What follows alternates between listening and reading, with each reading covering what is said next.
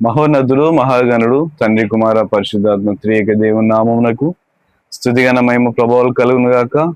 ఈ సమయంలో చిన్న సందేశంతో మీ మధ్యలోనికి రావడానికి దేవుడు చూపిన కృపకై లెక్కలేని ఘనమహిమ ప్రభావాలు తండ్రి కుమార పరిశుద్ధాత్మ దేవునికి కలుగును గాక. పరిశుద్ధ గ్రంథంలో నుండి దేవుని లేఖనాలను కొద్ది నిమిషాలు ఈ సమయంలో మనం ధ్యానం చేద్దాం. యోహాను గారు రాసిన మొదటి పత్రిక 3వ అధ్యాయం 20వ వచనంలో ఉన్నటువంటి లేఖనాన్ని ఈ సమయంలో మనం చదువుదాం. ఇందువలన మనము సత్య సంబంధులమని ఎరుగుదుము, దేవుడు మన హృదయము కంటే అధికుడై సమస్తమును ఎరిగి ఉన్నాడు గనుక మన హృదయము ఏ ఏ విషయములలో మన యందు దోషారోపణ చేయునో ఆయా విషయములలో ఆయన ఎదుట మన హృదయములను సమ్మతిపరచుకుందుము. చిన్న ప్రార్థన చేశాం. మహోన్నతుడా, మహాగణుడా, మా రక్షకుడా, మీకే స్తుతులు స్తోత్రములు రాజా. ఈ సమయంలో మీ వాక్యమును కొద్ది నిమిషాలు ధ్యానం చేయబోతున్నాం. మీరే మాకు తోడు ఉండండి, నాతో మీరు ఉండండి. నాకు జ్ఞానము దయచేయండి, పరలోక జ్ఞానము నాకు దయచేయండి. ఈ వాక్యం వింటున్న మీ ప్రియ బిడ్డలను దర్శించండి, వాక్యానుసారంగా జీవించినట్లుగా సహాయము దయచేయమని యేసుక్రీస్తు నామంలో వాక్య భాగాన్ని ప్రార్థనతో ప్రారంభిస్తున్నాం తండ్రి, ఆమేన్. మనం చదివినటువంటి ఈ లేఖన భాగంలో ఉన్నటువంటి ఆంతర్యం మర్మములను ఈ లేఖనం ద్వారా మనం తెలుసుకుందాం. దీనిలో నేను ఎంచుకునేటువంటి మాట, మన హృదయము ఏ ఏ విషయములలో మన యందు దోషారోపణ చేయునో ఆయా విషయములలో ఆయన ఎదుట మన హృదయములను సమ్మతిపరచుకుందుము అని యోహాను గారు మనకు సెలవిస్తున్నాడు. యోహాను గారు మనకు ఒక హెచ్చరిక చేస్తా ఉన్నాడు. ఏమని హెచ్చరిక చేస్తా ఉన్నాడు అని అంటే, మన హృదయము ఏ ఏ విషయములలో మన యందు దోషారోపణ చేస్తుందో, మన మీద దోషారోపణ చేసేటువంటిది ఏది అని అంటే మన హృదయమే మన మీద దోషారోపణ చేస్తుంది. ఈ లోకంలో ఉన్నటువంటి ఏ ఒక్క మనిషి కాదు మన మీద దోషారోపణ చేసేది, ఏ ఒక్క వ్యక్తి కాదు, తల్లిదండ్రులు కాదు, మన బంధువులు కాదు, మన మిత్రులు కాదు, మన కుటుంబ సభ్యులు కాదు, మన సంఘ సేవకులు కాదు, కానీ మన మీద దోషారోపణ చేసేది ఎవరనంటే మన హృదయమే మన మీద దోషారోపణ చేస్తా ఉన్నది. నా లోపల ఉన్నటువంటి హృదయమే, నీ లోపల ఉన్నటువంటి నీ హృదయమే నీ మీద దోషారోపణ చేస్తుంది. నా లోపల ఉన్న నా హృదయము నా మీద దోషారోపణ చేస్తున్నది. ఆ దోషారోపణ చేస్తున్నటువంటి సమయంలో ఆయా విషయములలో ఆయన ఎదుట మన హృదయాలను సమ్మతిపరచుకోవాలి. దేవుని ఎదుట మన హృదయాలను సమ్మతిపరచుకోవాలి. మన హృదయాన్ని మనం సమ్మతిపరచుకోవడానికి ప్రయత్నం చేయాలి. మన హృదయం మన మీద దోషారోపణ చేస్తా ఉన్నది. నీ యొక్క భక్తి జీవితం కావచ్చు, నీ యొక్క సేవ జీవితం కావచ్చు, నీ యొక్క విశ్వాస జీవితం కావచ్చు, యథార్థమైన ప్రవర్తన కావచ్చు, నీ యొక్క భయము భక్తి కావచ్చు, దేవుని సన్నిధిలో అది దోషారోపణ నీ మీద చేస్తున్నటువంటి సమయంలో నీ యొక్క హృదయాన్ని నీవు సమ్మతిపరుచుకునే రీతిలోనే నీవు ఉన్నావా? నీ యొక్క హృదయాన్ని నీవు సమ్మతిపరచుకోగలుగుతున్నావా? నీ యొక్క హృదయానికి నీవు సరైన సమాధానం చెప్పగలుగుతున్నావా? ఈ యొక్క సమయంలో దేవుడు నీతో మాట్లాడుతున్న ప్రియ దేవుని బిడ్డ, దేవుడు నిన్ను హెచ్చరిక చేస్తా ఉన్నాడు. దేవుని యొక్క వాక్కులు నిన్ను హెచ్చరిక చేస్తా ఉన్నాయి. ఏమని హెచ్చరిక చేస్తా ఉన్నాయి? నీ మీద నీ యొక్క హృదయమే దోషాన్ని ఆరోపణ చేస్తున్నటువంటి సమయంలో నీ యొక్క హృదయానికి నీవు సమాధానం చెప్పగలుగుతున్నావా? నీ యొక్క హృదయానికి సమాధానం చెప్పగలుగుతున్నావా? దేవుని లేఖనాలు సెలవిస్తున్నాయి, హృదయం అన్నిటికంటే మోసకరమైనదని.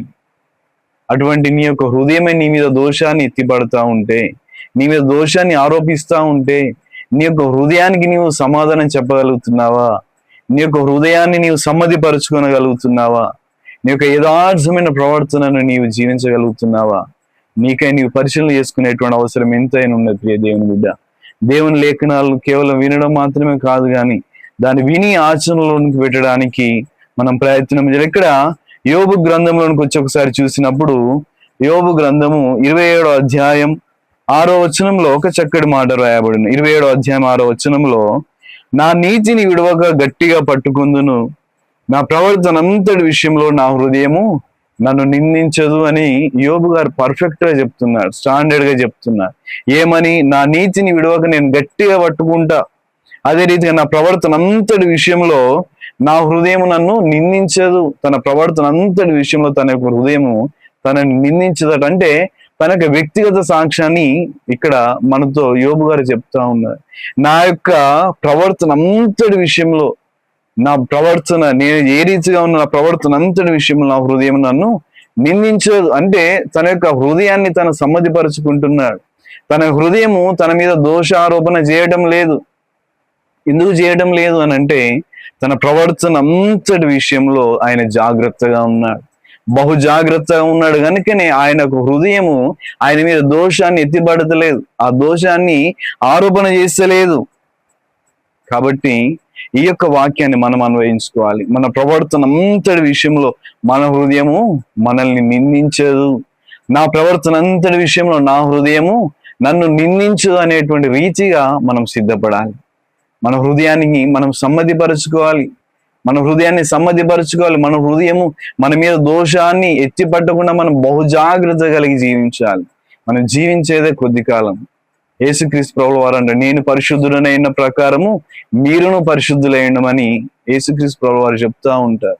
ఆయన అడుగు జాడలలో నడిచేటువంటి మనము ఆయన రీతిగా పరిశుద్ధముగా జీవించడానికి మనం ప్రయత్నం చేయడానికి దేవుడు మరి ఒక అవకాశం నీకు నాకు ఇస్తా ఉన్నారు. కాబట్టి మన యొక్క హృదయాన్ని మనం సమ్మతిపరుచుకునే రీతిగా మనం సిద్ధం అవ్వాలని దేవుని లేఖనాలు సెలవిస్తున్నాయి. అదే రీతిగా రోమిలకు రాసిన పత్రికలో ఒక చక్కటి మాట వ్రాయబడిన, ఒకసారి చదువుదాము. రోమిలకు రాసిన పత్రిక 14వ అధ్యాయం 10వ వచనంలో ఒక చక్కటి మాట వ్రాయబడిన. ఏమని అంటే, అయితే నీవు నీ సహోదరునికి తీర్పు తీర్చునేలా, నీ సహోదరుని నిరాకరింపనేలా మనమందరము దేవుని న్యాయపీఠం ఎదుట నిలుతుము.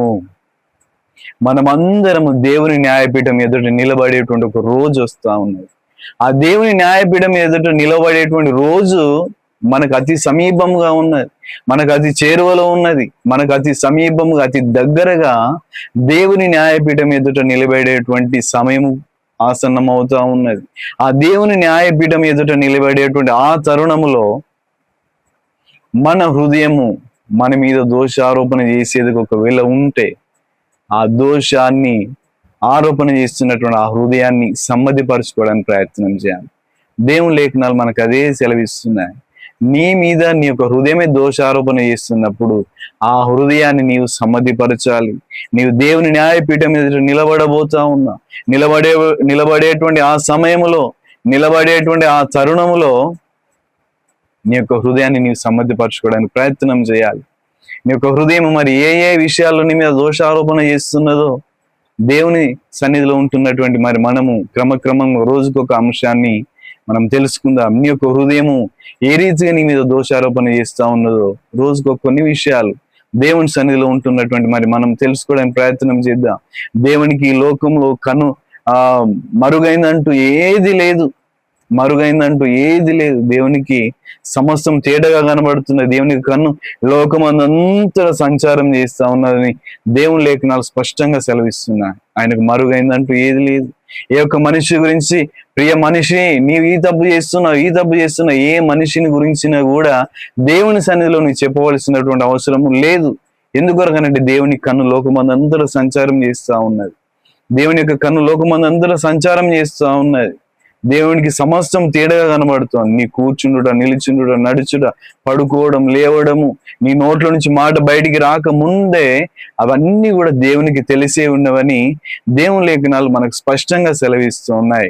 కాబట్టి నీ యొక్క హృదయము నీ మీద దోషారోపణ చేయకుండా నీ యొక్క హృదయాన్ని నీవు సమ్మతిపరచుకోవడానికి ప్రయత్నం చేయాలి. నీ యొక్క హృదయాన్ని సమ్మతిపరచుకోవాలి. నీ యొక్క హృదయాన్ని సైలెంట్ చేసి పడేయాలి. హృదయమా, నా హృదయమా, నా ప్రవర్తన అంతటి విషయంలో నేను బహు జాగ్రత్తగా ఉన్నాను. నా ప్రవర్తన అంతటి విషయంలో నేను బహు జాగ్రత్తగా ఉన్నాను. నా హృదయమా, నీవు నన్ను నిందించకు అని చెప్పి నీ యొక్క హృదయంతో నీవు చెప్పాలి. నా హృదయమా, నీవు నా మీద దోషారోపణ చేయకు అని నీ యొక్క హృదయంతో నీవు చెప్పాలి. ఆ రీతిగా నీవు సిద్ధపడాలి. ఆ నిత్య రాజ్యంలో చేరుకునేటువంటి గడియ సమీపిస్తా ఉన్నది. ఆ సమీపించేటువంటి సమయంలో మనం దేవుని న్యాయపీఠం మీద నిలబడేటువంటి సందర్భంలో మనం ఏం చేయాలి? మన హృదయాన్ని సమ్మతిపరచుకోవాలి. దేవుడు ఒక అవకాశం ఇస్తా ఉన్నాడు. నీ యొక్క హృదయాన్ని నీవు సమ్మతిపరచుకో. నీవు నిత్యరాజ్యంలో న్యాయపీఠం ఎదుట నిలబడినటువంటి ఆ సందర్భంలో నీ యొక్క హృదయం నీ మీద దోషారోపణ చేస్తా ఉన్నప్పుడు,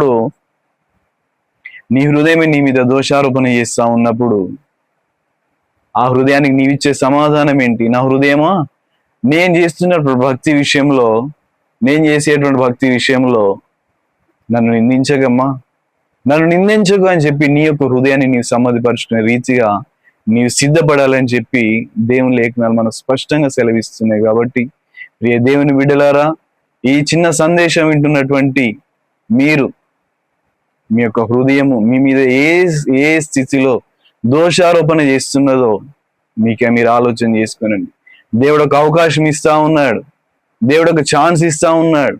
ఈ దేవుని లేఖనాలు సెలవిస్తున్నాడు, నీ యొక్క హృదయం నీ మీద దోషారోపణ చేస్తా ఉన్నది. అది ఏ రీతిగానైతే నీ యొక్క హృదయాన్ని సమ్మతిపరుచుకుంటావో అది నీకు తెలిసే ఉన్నది. నీవు దేవుని నమ్ముకుని ఎన్ని సంవత్సరాలైనా కూడా నీ యొక్క హృదయం నీ మీద దోషారోపణ చేస్తా ఉన్నది.